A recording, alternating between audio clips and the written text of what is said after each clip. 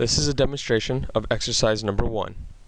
I'm going to choose the right plane to draw exercise number 1.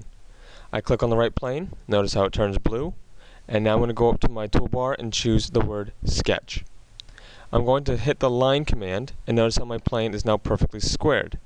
Try to always start at the red crosshair, and what I want to do is I'm only going to sketch out the right side view of number 1 on the exercise sheet. So I'm going to draw a line straight going to the right. Now to notice that it's straight, you'll notice that there's a yellow box with a black line next to your pencil. Notice how it disappears. When you see the yellow box with the black line, that's a straight line. I'm going to just sketch out the shape and then go back and add measurements. So I'm going to click one time for the bottom line, go in an upward direction, see the yellow box with the black line, it's a straight line. Click once to drop it, go back to the left, keep an eye on your yellow box with the black line to make sure it's a straight line, click to drop it, move my mouse in the direction I want to go in, click to drop it, continue it until I line up with where I began. You're going to click, and then you're going to go down to where you started and click. Hit escape when you're done drawing your shape. Now this is what you should roughly see from the right side perspective. Now I'm going to go back and add measurements. Choose the icon Smart Dimension, click on it one time, and now go back and click on the line you want to measure. I'm going to choose this long line first, click on it, move my mouse down, click to drop it. On the paper it says it's 3 inches. I'm going to type in 3 and hit enter. I'm going to go to the next line. Click on this height, drop the measurement. The height, according to the paper, is 2. Type in 2, enter.